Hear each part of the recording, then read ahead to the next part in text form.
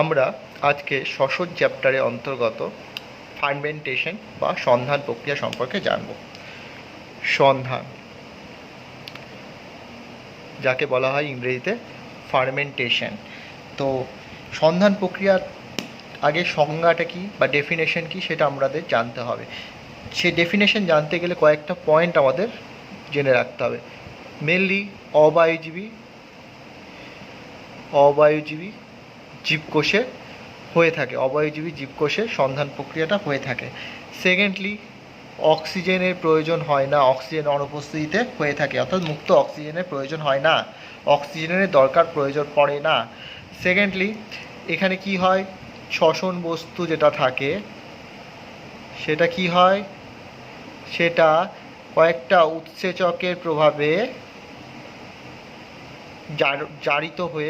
জারণ হয়ে কি উৎপন্ন করে, ইথাইল অ্যালকোহল, ঠিক আছে, ইথাইল অ্যালকোহল বা ল্যাকটিক অ্যাসিড আর শ্বসন বস্তু মধ্যস্থ শক্তির আংশিক শক্তি নির্গমন করে, আংশিক শক্তির নির্গমন হয়ে থাকে, ঠিক আছে।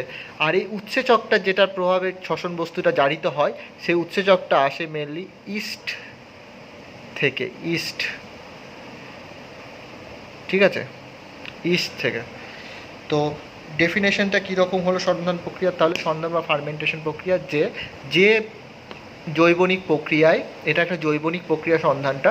তো এই যে জৈবনিক প্রক্রিয়ায় অবায়ুজীবী জীবকোষে মুক্ত অক্সিজেনের অনুপস্থিতিতে শ্বসন বস্তু ইস্ট নিঃসৃত উৎসেচকের প্রভাবে জারিত হয়ে ইথাইল অ্যালকোহল, ল্যাকটিক অ্যাসিড এছাড়া বিভিন্ন টাইপের জৈব যৌগ উৎপন্ন করে এবং শ্বসন বস্তু মধ্যস্থ শক্তির আংশিক নির্গমন ঘটে, সেটাকে বলা হচ্ছে সন্ধান, ঠিক আছে।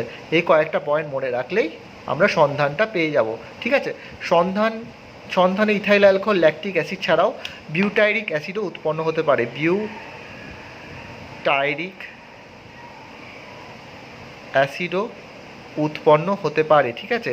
যদি বলে সন্ধান প্রক্রিয়ায় ব্যবহৃত হয় এমন একটা এনজাইমের নাম কি, তাহলে আমরা বলবো এনজাইমটার নাম হচ্ছে জাইমেজ, ঠিক আছে। কোথা থেকে পাই, ইস্ট থেকে পাই, ঠিক আছে, জাইমেজ, ঠিক আছে। এই হলো ব্যাপার। এবার আরও একটা কিছু বৈশিষ্ট্য আমাদের জানতে হবে, সেটা হচ্ছে সন্ধান প্রক্রিয়ায় মেনলি পাইরুভিক অ্যাসিডটা জারিত হয়, ঠিক আছে। পাইরুভিক অ্যাসিড জারিত হয়ে ফার্স্টে ইথানল উৎপন্ন করে, ইথানল এবং ল্যাকটিক অ্যাসিড উৎপন্ন করে, ঠিক আছে। ল্যাকটিক অ্যাসিডের ফর্মুলা কি, ল্যাকটিক অ্যাসিডের ফর্মুলা হচ্ছে CH3CHOH COOH, ঠিক আছে। আর পাইরুভিক অ্যাসিডের সংকেত কি, পাইরুভিক অ্যাসিডের সংকেত হচ্ছে CH3COCOOH, ঠিক আছে, CH3COCOOH, ঠিক আছে। এটা হচ্ছে ইথানল, এটা হচ্ছে ল্যাকটিক অ্যাসিড, মানে পাইরুভিক অ্যাসিডটা পাইরুভিক অ্যাসিডটাই জারিত হয়ে ইথানল এবং ল্যাকটিক অ্যাসিড উৎপন্ন করে, বিভিন্ন যখন যেটা প্রয়োজন হয় তখন সেভাবে উৎপন্ন হয়ে যায়, ঠিক আছে। আচ্ছা, এটা হলো টোটাল সন্ধান প্রক্রিয়া। তাই সন্ধানের ডেফিনেশন জানলাম যে অবায়ুজীবী জীবকোষে অক্সিজেনের অনুপস্থিতি শ্বসন বস্তু ইস্ট নিঃসৃত উৎসেচকের প্রভাবে জারিত হয় ইথাইল অ্যালকোহল, ল্যাকটিক অ্যাসিড সহ অন্যান্য জৈব যৌগ উৎপন্ন করে এবং শ্বসন বস্তু মধ্যস্থ শক্তির আংশিক নির্গমন ঘটে, ঠিক আছে। সন্ধান প্রক্রিয়া ইথাইল অ্যালকোহল, ল্যাকটিক অ্যাসিড ছাড়া বিউটাইরিক অ্যাসিডও উৎপন্ন হয়। এনজাইমের নাম হচ্ছে জাইমেজ। এখানে সন্ধান প্রক্রিয়ায় পাইরুভিক অ্যাসিডটা জারিত হয় ল্যাকটিক অ্যাসিড ইথানল উৎপন্ন করে এবং সংকেতগুলো জানলাম। পাইরুভিক অ্যাসিডের সংকেত হলো CH3COCOOH, ল্যাকটিক অ্যাসিডের সংকেত হলো CH3CHOH, ঠিক আছে। তো এইটা হলো টোটাল সন্ধান প্রক্রিয়া ডেফিনেশন, ঠিক আছে, এবং ক্যারেক্টারিস্টিক্স বা বৈশিষ্ট্য, ঠিক আছে। সন্ধান প্রক্রিয়াটা টু টাইপসের, একটা হচ্ছে কোহল সন্ধান আর একটা হচ্ছে ল্যাকটিক অ্যাসিড সন্ধান। এই কোহল সন্ধান এবং ল্যাকটিক অ্যাসিড সন্ধানের নামের মধ্যেই বোঝা যাচ্ছে যে কোহল সন্ধানের ক্ষেত্রে অ্যালকোহল প্রোডাকশন হয় আর ল্যাকটিক অ্যাসিড সন্ধানের ক্ষেত্রে ল্যাকটিক অ্যাসিড উৎপন্ন হয়। তাহলে কোহল সন্ধানের ক্ষেত্রে কী উৎপন্ন হয় C2H5OH, মানে হচ্ছে ইথানল। আর ল্যাকটিক অ্যাসিডের ক্ষেত্রে উৎপন্ন হয় ল্যাকটিক অ্যাসিড, যার সংকেত কি আমরা জানলাম কিছুক্ষণ আগে, CH3CHOH COOH। ঠিক আছে, এটা হলো ল্যাকটিক অ্যাসিডের সংকেত। আচ্ছা, আরও কিছু জিনিস আমাদের জানতে হবে। কোহল সন্ধানের ক্ষেত্রে কার্বন ডাইঅক্সাইডটা উৎপন্ন হয়, এদের ক্ষেত্রে ল্যাকটিক অ্যাসিডের ক্ষেত্রে কার্বন ডাইঅক্সাইডটা উৎপন্ন হয় না। ঠিক আছে, তাহলে কোহল সন্ধানের ক্ষেত্রে কী উৎপন্ন হয়? অ্যালকোহল উৎপন্ন হয় বা ইথানল উৎপন্ন হয়। ল্যাকটিক অ্যাসিড ফার্মেন্টেশনের ক্ষেত্রে ল্যাকটিক অ্যাসিড উৎপন্ন হয়, এদের ক্ষেত্রে কার্বন ডাইঅক্সাইড উৎপন্ন হয়। কোহল সন্ধানের ক্ষেত্রে ল্যাকটিক অ্যাসিড ফার্মেন্টেশনের ক্ষেত্রে কার্বন ডাইঅক্সাইডটা উৎপন্ন হয় না। ঠিক আছে, এটা হলো বেসিক ডিফারেন্স দুটো প্রক্রিয়ার মধ্যে। ঠিক আছে, এবার আর একটা ডিফারেন্স আমি বলে দিই। ঠিক আছে, পরে আর ডিটেলসে যখন কোহল সন্ধান পরে পড়াবো, এখনই মানে নেক্সট পড়াবো তখন আর ডিটেলসে বলবো, কিন্তু পার্থক্য জেনে রাখতে হবে যে এখানে শক্তিটা নির্গমন হয় 50 কিলো ক্যালোরি, এখানে শক্তি উৎপন্ন হয় 36 কিলো ক্যালোরি। ঠিক আছে,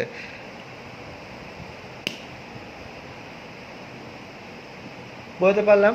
তাহলে কোহল সন্ধানের ক্ষেত্রে কত কিলো ক্যালোরি শক্তি উৎপন্ন হয়? 50 কিলো ক্যালোরি।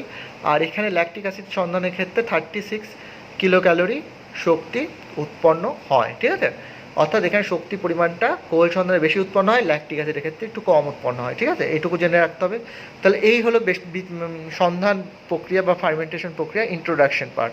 এরপরে আমরা কোহল সন্ধান এবং ল্যাকটিক অ্যাসিড সন্ধান সম্পর্কে ডিটেলসে পড়ব।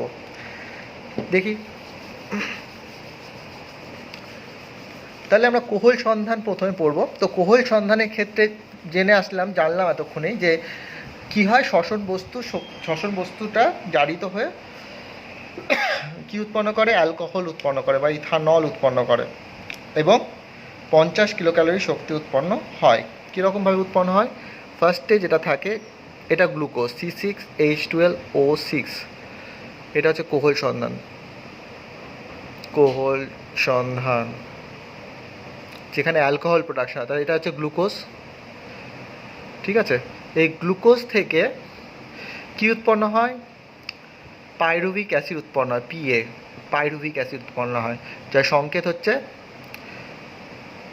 CH3COOH। কোন প্রক্রিয়াতে উৎপন্ন হয়? গ্লাইকোলিসিস প্রক্রিয়ায়। ঠিক আছে, তাহলে গ্লুকোজ থেকে গ্লাইকোলিসিস প্রক্রিয়া কি উৎপন্ন হলো? পাইরুভিক অ্যাসিড উৎপন্ন হলো। ঠিক আছে, এই পাইরুভিক অ্যাসিড থেকে পরবর্তীকালে, ঠিক আছে, পাইরুভেট ডিহাইড্রোজিনেজ এনজাইমের প্রভাবে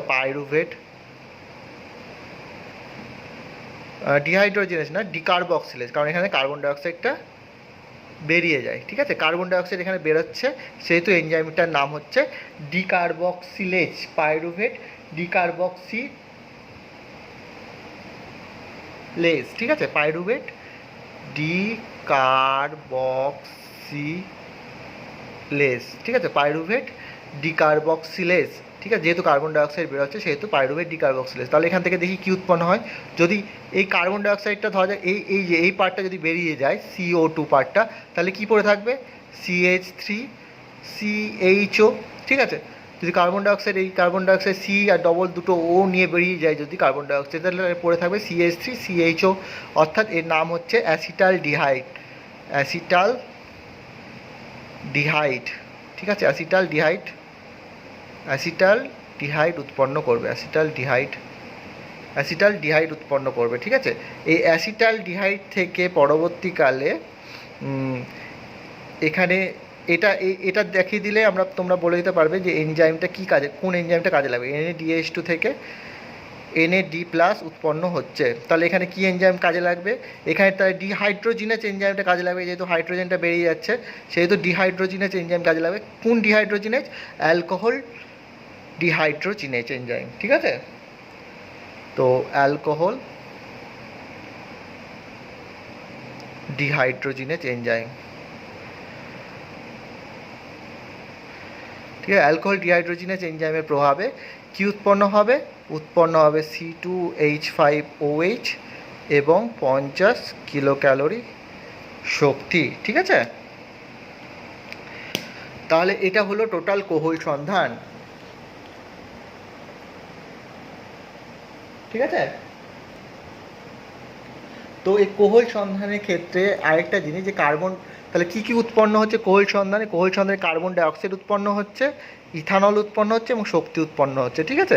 তাহলে কার্বন ডাইঅক্সাইড উৎপন্ন হচ্ছে, ইথানল উৎপন্ন হচ্ছে আর 50 কিলো ক্যালোরি শক্তি উৎপন্ন হচ্ছে। তাহলে এটা হলো টোটাল কোহল সন্ধানটা। এখানে কী হচ্ছে, গ্লুকোজটা কী হচ্ছে পাইরুভিক অ্যাসিডে পরিণত হচ্ছে গ্লাইকোলিসিসে। এই পাইরুভিক অ্যাসিডটা জারণ হয়ে কী উৎপন্ন হচ্ছে, ইথানল, কার্বন ডাইঅক্সাইড এবং 50 কিলো ক্যালোরি শক্তি, ঠিক আছে।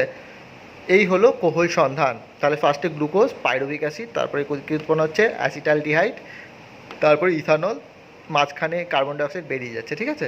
তাহলে এই টোটাল যে জিনিসটা আমাদেরকে মনে রাখতে হবে কোহল সন্ধানের পুরো জিনিসটার টেবিলটা, ঠিক আছে। এরপর আমরা ল্যাকটিক অ্যাসিড সন্ধানটা পড়বো, ঠিক আছে। ল্যাকটিক অ্যাসিড সন্ধানটা আমরা এখান থেকে আমরা বের করে নিচ্ছি, ঠিক আছে। তাহলে দেখে নিই। তাহলে এখানে লিখছি ল্যাকটিক অ্যাসিড সন্ধান, ঠিক আছে। আমরা এখানে পাইরুভিক অ্যাসিড পাচ্ছি, ঠিক আছে। পাইরুভিক অ্যাসিড থেকে ল্যাকটেট ডিহাইড্রোজিনেজ এনজাইমের প্রভাবে ল্যাকটেট ডিহাইড্রোজিনেজ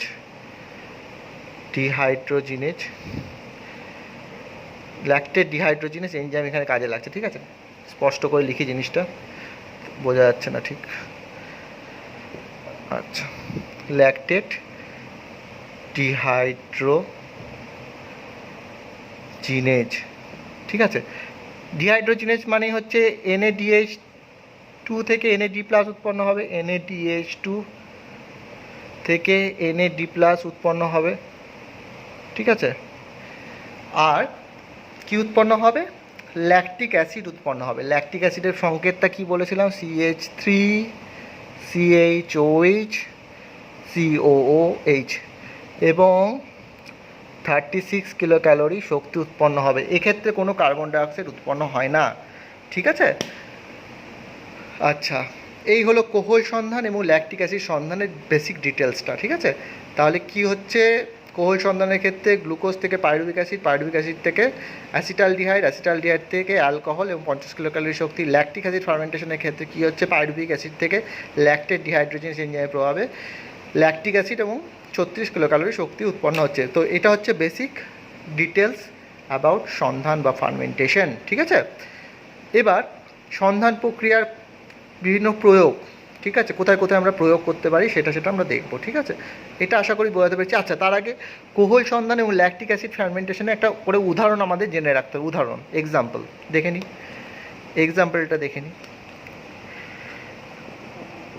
এক্সাম্পল, কোহল সন্ধানের ক্ষেত্রে আমাদের কী তৈরি করতে হবে, অ্যালকোহল তৈরি করতে হবে। তাহলে আপেলের রস, ঠিক আছে, আপেলের রস বা তালের রস বা খেজুর রস, ঠিক আছে। এই রসগুলোতে যদি আমরা ইস্ট মিশিয়ে দিই তাহলে আমরা অ্যালকোহল পেয়ে যাব, ঠিক আছে। এটা হচ্ছে একটা উদাহরণ। ল্যাকটিক অ্যাসিড সন্ধানের ক্ষেত্রে আমরা বলে দিই যে দুগ্ধ শর্করা মানে ল্যাকটোজ, মানে দুধের মধ্যে যে শর্করাটা থাকে সেটার নাম হচ্ছে ল্যাকটোজ, ঠিক আছে। এই ল্যাকটোজ থেকে আমরা ল্যাকটিক অ্যাসিড পাবো। কি করে পাবো, ল্যাক্টোব্যাসিলাস ব্যাকটেরিয়ার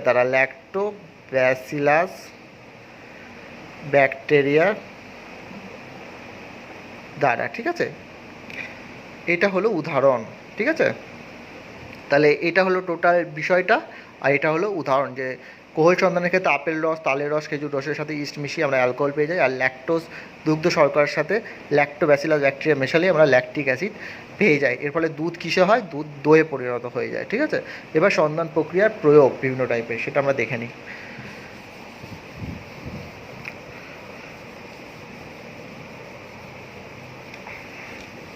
আচ্ছা, এগুলো লিখে নিতে হবে, ঠিক আছে, খাতায় কিন্তু লিখতে হবে পুরো বিষয়টা, আর এগুলো মনে রাখতে হবে সংকেতগুলো, এই সংকেতগুলো অন্তত মনে রাখতে হবে, ঠিক আছে। আচ্ছা, এবার আমরা সন্ধানের প্রয়োগটা জানবো। সন্ধানের প্রয়োগ, কয়েকটা প্রয়োগ আমরা জেনে রাখবো, কারণ যদি পরীক্ষায় আসে তাহলে 2 নম্বরে আসতে পারে প্রশ্ন। তো কয়েকটা, যেমন পানীয় প্রস্তুতিতে আমরা জানি সুরা বা মদ প্রস্তুতিতে সন্ধান কাজে লাগে, কিন্তু আমাদের জানতে হবে যে যে এনজাইম থেকে আমরা উৎসেচকটা পাই, বা যে যে ইস্টের যে প্রজাতি থেকে, ইস্ট নিঃসৃত এনজাইম থেকেই তো আমরা সুরাটা পাই। ইস্ট থেকে যে উৎসেচকটা পাই বা এনজাইমটা পাই, সেটাই তো আমরা ইউজ করি সুরা প্রস্তুতিতে, তাই তো? তো ইস্টের কোন প্রজাতিটা এই এনজাইমে প্রস্তুতিতে কাজে লাগে সেটা আমাদের জানতে হবে। তো ইস্টের প্রজাতিটার নামগুলো অন্তত মনে রাখতে হবে। তার নাম হচ্ছে স্যাকারোমাইসিস সেরেভিসি, ঠিক আছে? সেরেভিসি বইতেও পেয়ে যাবি, ঠিক আছে? স্যাকারোমাইসিস সেরেভিসি, ঠিক আছে? বাংলাতেও লেখা যায়, কোনো অসুবিধা নেই। স্যাকারোমাইসিস সেরেভিসি, এটা পানীয় প্রস্তুতিতে, মানে এই ইস্টের একটা প্রজাতির নাম আমাদের জেনে রাখতে হবে। এখানে নামটা মনে রাখবো যে স্যাকারোমাইসিস সেরেভিসি, এর থেকে এই এনজাইমটা পাই। সেই এনজাইমটা ইউজ করে আমরা পানীয় মানে মদ বা সুরা প্রস্তুতি করি, ঠিক আছে? বেকারি মানে পাউরুটি তৈরি করতে এই এনজাইমটাই কাজে লাগে। স্যাকারোমাইসিস সেরেভিসি ইস্টের প্রজাতিটাই এখানেই কাজে লাগে, এখানেও কাজে লাগে, ঠিক আছে? আচ্ছা, এবার আমরা জানবো কি বলবো, আর মাখন চিজ প্রস্তুতিতে, মানে ডেয়ারি শিল্পে মাখন চিজ প্রস্তুতিতে কোন ইস্টের প্রজাতিটা লাগে সেটা আমরা জেনে নিই।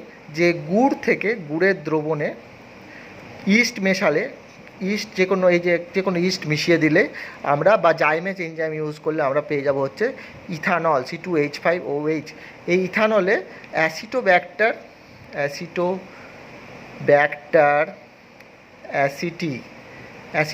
অ্যাসিটি মেশালে আমরা পেয়ে যাবো হচ্ছে, এটা মাখন চিজ না, এটা হয় ভিনিগার প্রস্তুতিতে, ঠিক আছে? ভিনিগার বা অ্যাসিটিক অ্যাসিড প্রস্তুতিতে এবার এখান থেকে কি উৎপন্ন, অ্যাসিটোব্যাক্টার অ্যাসিডটাই দিলে আমরা অ্যাসিটিক অ্যাসিড পেয়ে যাব, ঠিক আছে? অ্যাসিটিক অ্যাসিড পেয়ে যাব। আর একটা যেটা বললাম যে মাখন বা চিজ প্রস্তুতিতে, সেটা আমি এখানে লিখতে গিয়ে আমি ভুল করে এটা করে দিয়েছি। আচ্ছা, মাখন বা চিজ প্রস্তুতিতে বা ডেয়ারি শিল্পে কীভাবে আমরা পাবো? কিছুই না, দুগ্ধ শর্করা ল্যাকটোজের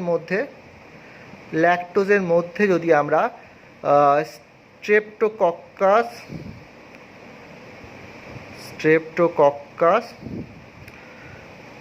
ল্যাকটি, ঠিক আছে? স্ট্রেপ্টোকক্কাস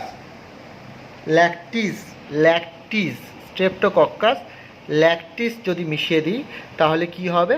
তাহলে পেয়ে যাব হচ্ছে এখান থেকে মাখন চিজ জাতীয় পদার্থগুলো, ঠিক আছে?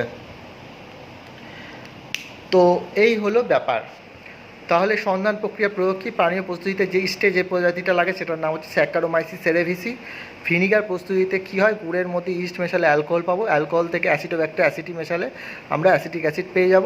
আর মাখন চিজ মানে হচ্ছে ল্যাকটোজ থেকে স্ট্রেপ্টোকক্কাস ল্যাকটিস মেশালে আমরা মাখন চিজ এগুলো পেয়ে যাব। তাহলে সন্ধান প্রক্রিয়া এই কয়েকটা, পানীয় প্রস্তুতি, বেকারি, ভিনিগার প্রস্তুতি এবং ডেয়ারি শিল্পে কী করে ইউজ করা হয় জিনিসগুলো বলে দিলে মানে মোটামুটি এটাই হলো ব্যাপার, ঠিক আছে? এগুলো একটু মনে রাখতে হবে, ইস্টের প্রজাতির নামগুলো স্পেশালি মনে রাখতে হবে। স্যাকারোমাইসিস সেরেভিসি, অ্যাসিটোব্যাক্টার অ্যাসিটি আর স্ট্রেপ্টোকক্কাস ল্যাকটিস, ঠিক আছে?